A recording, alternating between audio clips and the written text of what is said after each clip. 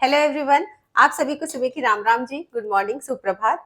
आप सभी को धनतेरस और दिवाली की हार्दिक शुभकामनाएं। आप सभी की दिवाली मंगलमय हो। आज मैं दिवाली की एक और बहुत शानदार सी मिठाई आपके साथ में शेयर करने वाली हूँ और वो है गुलाब जामुन। सभी घरों में बनते हैं, थोड़े थोड़े से तरीका बनाने का अलग होता है पर सभी लोग बनाते हैं और ये ऐसी मिठाई है ना कि बन ही जाती है, जनरली सबसे ही बन जाती है। तो इसके लिए ना मैंने मावा घर पे निकाल के रखा है। अब मावा तो आपको सभी को पता है कि मैं मावा और पनीर हमेशा घर पे निकालती हूँ और त्योहार के दिनों में तो बिल्कुल मत लीजिए मार्केट से, बहुत मिलावट वाला मिलता है। तो ये ना 2 लीटर फुल फैट मिल्क का मैंने मावा निकाल लिया था कल रात में ही।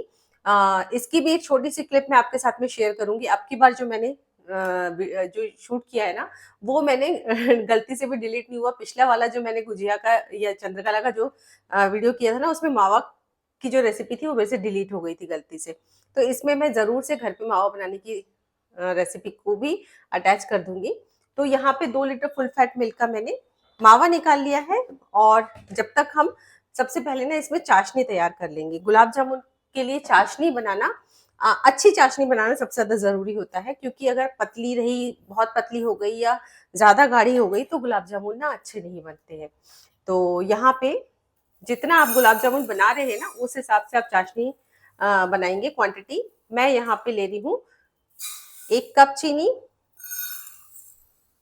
साथ में 2 कप, और ये मैंने ले ली है यहाँ पे 3 कप चीनी, क्योंकि मेरा मावा ज्यादा है। अगर आप कम बना रहे हैं ना तो आप कम चीनी को लीजिएगा। और अब इसमें मैं डालूंगी पानी। तो यहाँ पे 3 कप मैंने चीनी ली है, तो यहाँ पे जाएगा पानी 1 कप, साथ में 2 कप, और ये 2.5 कप।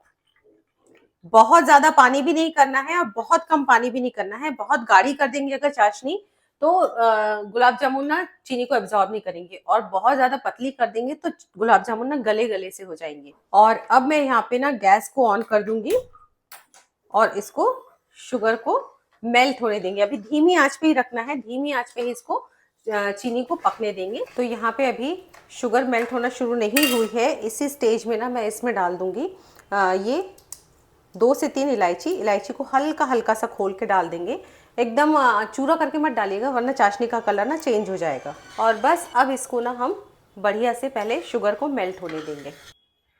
तो मावा बनाने के लिए मैंने लिया है यहाँ पे 2 लीटर दूध। ये फुल फैट मिल्क है, पैकेट वाला है। अगर आप दूधिया का दूध लेते हैं तो भी आप फुल फैट मिल्क लेंगे ना तो ज्यादा अच्छा रहेगा, ज्यादा मावा बनकर तैयार होता है। और कुछ भी नहीं करना है, इसको एक मोटे तले की कढ़ाई में मैंने इसको चढ़ा दिया उबलने के लिए। हाई फ्लेम पे उबलता चला जा रहा है। जितनी हाई फ्लेम पे आप इसको उबालेंगे ना उतना ही कलर मावे का अच्छा आएगा।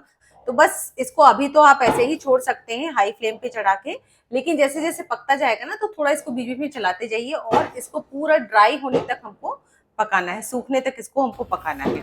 और ये जो क्लिप मैंने ऐड की है ना ये कल की क्लिप है, क्योंकि कल मैंने मावा बनाया था और इसको ना दूसरे बर्नर पे, बिल्कुल हाई फ्लेम वाले बर्नर पे अलग से मैंने चढ़ा दिया है।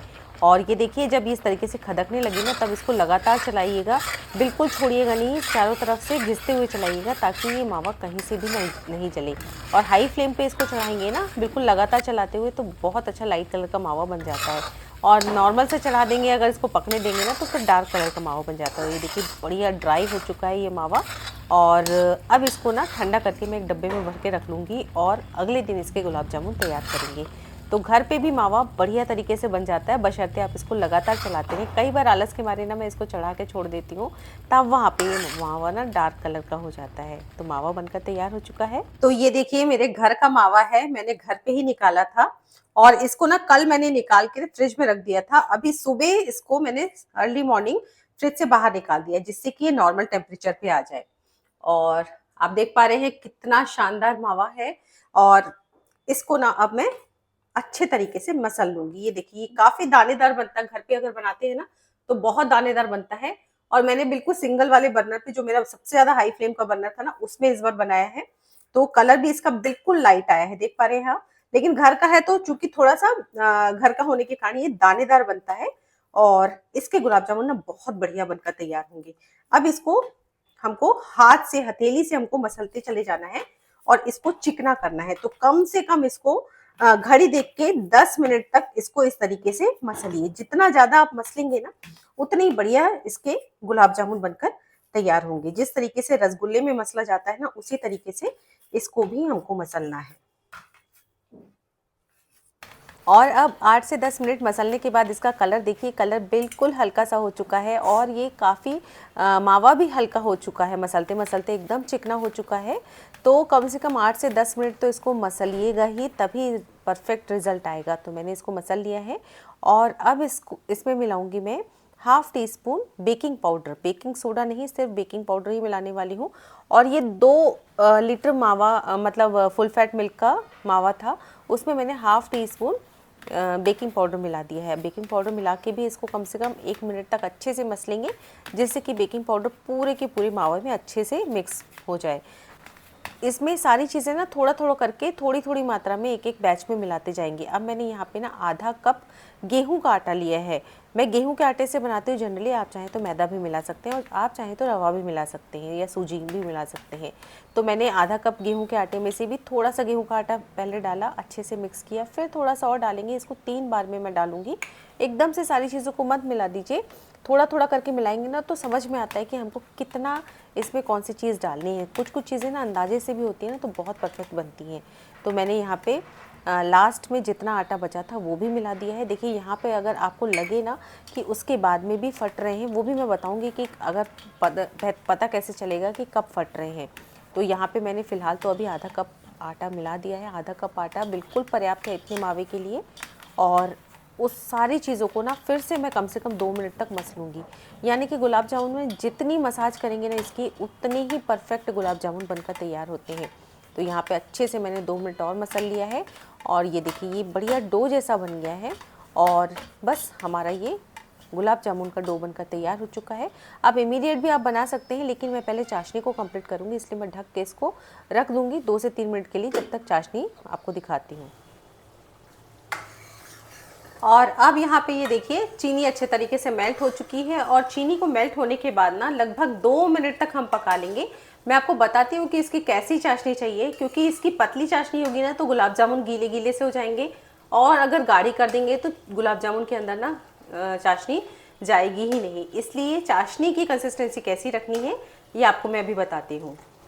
तो यहाँ पे 2 मिनट मैंने और चाशनी को पका लिया है चीनी के मेल्ट होने के बाद। फ्लेम को अभी लो पे कर देंगे।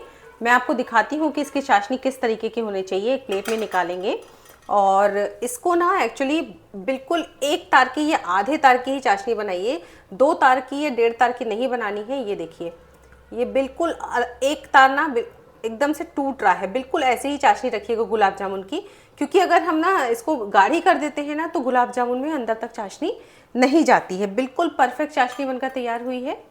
तो बस गैस को कर दूंगी ऑफ और इस चाशनी को हम ढक के रख देंगे। एक तरफ ना मैंने ऑयल गर्म होने के लिए चढ़ा दिया है ताकि हम इसमें गुलाब जामुन सेक सकें। मैं ऑयल में सेक रही हूँ, आप चाहें तो घी में भी सेक सकते हैं, लेकिन ऑयल भी ऐसा लीजिएगा जिसमें ना कुछ स्मेल ना हो।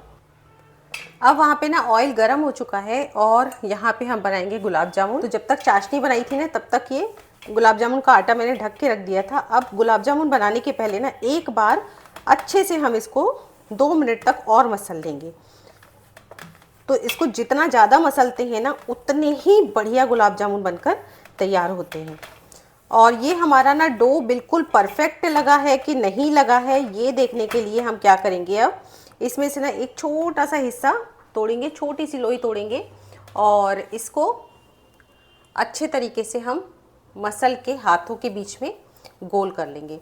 एक छोटा सा गुलाब जामुन ना हम पहले ऑयल में डाल के देखेंगे। ये देखिए बिल्कुल इस तरीके का चिकना बनना चाहिए, बिल्कुल भी क्रैक्स नहीं आना चाहिए। आप देख पा रहे हैं क्रैक्स बिल्कुल भी नहीं है।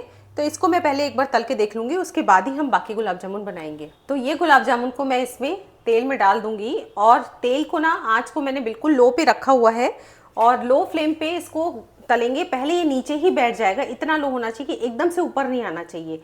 और ये जैसे जैसे थोड़ी देर में ऊपर आएगा ना तो समझ में आएगा कि ये सही बन रहा है कि फट रहा है। अगर फट रहा है ना तो इसमें हम थोड़ा सा आटा और मिलाएंगे, लेकिन अगर एकदम परफेक्ट बनता है, बिल्कुल फटता नहीं है, यानी कि हमारा डो बिल्कुल बढ़िया बना है। और ध्यान दीजिएगा कि गुलाब जामुन को धीमे तेल में ही सेकना रहता है, तेज़ आंच में नहीं सेकिएगा, वरना ये ऊपर से तो सिक जाएंगे लेकिन अंदर से कच्चे कच्चे रहेंगे। देखिए आप धीरे धीरे करके ये ऊपर आ रहा है, कितना टाइम लग रहा है इसको ऊपर आने में। और अब ये यहाँ पे ऊपर आया है इसके बाद हम देखते हैं कि ये परफेक्ट बना है कि नहीं बना है। ये देखिए, ये बिल्कुल बढ़िया ऊपर आ चुका है और बिल्कुल भी फटा नहीं है। आप देख पा रहे हैं, इसका मतलब ये बिल्कुल परफेक्ट बनकर तैयार हुआ है। ये देखिए कितना शानदार गुलाब जामुन बनकर तैयार हुआ है। यानी कि अब इसमें हमको इस आटे में कुछ भी मिलाने की ज़रूरत नहीं है। बिल्कुल इस तरीके का गुलाब जामुन बनना चाहिए जिसमें कि हमको कुछ भी ना मिलाना पड़े। और फूल के देखिए डबल हो चुका है। तो अब हम आराम से ना बाकी गुलाब जामुन बना सकते हैं। बिल्कुल परफेक्ट सिका है। तो अब हम बाकी गुलाब जामुन भी बना लेंगे। और गुलाब जामुन बनाने के लिए ना ये कुछ चीज़ें मैंने ली हुई हैं, जैसे कि थोड़ी सी किशमिश, थोड़ी सी मिश्री ली है। आप इलायची दाना भी ले सकते हैं मिश्री की जगह पे, और थोड़े से इलायची को मैंने छील के रखा है। तो ये सारी चीज़ें ना बिल्कुल ऑप्शनल हैं, लेकिन मेरी मम्मी डालती थी हमेशा ना, तो मेरे को हमेशा की आदत है कि मैं ये सारी चीज़ें गुलाब जामुन में डालती हूँ। टेस्ट बहुत अच्छा आता है जब अंदर इसमें भर दी जाती है ना ये सारी चीज़ें। तो मिश्री या इलायची दाना डालने से ना अंदर बहुत अच्छी रसीली हो जाती हैं, रसीले हो जाते हैं गुलाब जामुन। तो 2 से 3 मिश्री के दाने, एक इसमें डालेंगे किशमिश, और साथ ही साथ में एक छोटे सा इलायची का दाना डाल देंगे, जिससे कि फ्लेवर बहुत बढ़िया हो जाएगा। इसको सील पैक करेंगे इस तरीके से, और बस इसको हम गोल कर लेंगे। तो जितने बड़े गुलाब जामुन आप बनाना चाहते हैं उतने बड़े आप बना सकते हैं। फूल के ये डबल हो जाएंगे, इस बात का ख्याल रखना है। और कहीं पर भी आपको लगे ना कि क्रैक्स हैं, तो इस तरीके से फिंगर से पिंच कर लीजिएगा, तो क्रैक्स ख़त्म हो जाते हैं। तो क्रैक्स को हटाते हुए ही हमको गुलाब जामुन बनाना है। तो ये देखिए, ये हमारा क्रैक फ्री गुलाब जामुन बनकर तैयार हो चुका है। बस इसी तरीके से सारे गुलाब जामुन को हमको बनाते चले जाना है। तो यहाँ पे मैंने आधे गुलाब जामुन बना लिए हैं, और ऑयल को मैंने ना गैस को ऑफ कर दिया था, और अभी फिर से ऑन किया है, धीमी आंच पे ही ऑन किया है। तो आधे गुलाब जामुन बन जाए ना, तो आप इसको तलना शुरू कर सकते हैं। जब तक ये एक बैच सिकेगा तब तक दूसरे बन जाएंगे। और अगर आप बाद में बनाना चाहते हैं तो आराम से पंखे की हवा में बैठिए, इसको बना लीजिए इकट्ठा, और ढक के रखते चले जाइए, ताकि ना ये सूखे नहीं ऊपर से। और उसके बाद इकट्ठे किचन में आके गैस के ऊपर तल सकते हैं। और बस इस तेल में हम डाल देंगे ये एक एक करके गुलाब जामुन। देखिए एक साथ ना डालिएगा, वरना अगर एक साथ डालेंगे ना तो भी ये एकदम से ऑयल का टेम्परेचर बिल्कुल डाउन हो जाएगा और ये फटने लगेंगे। तो नॉर्मल सा टेम्परेचर रखना है, ना बहुत गर्म ना बहुत ठंडा। और यहाँ पे ये मैं डालते चली जा रही हूँ, बहुत ज़्यादा नहीं डालूंगी एक साथ।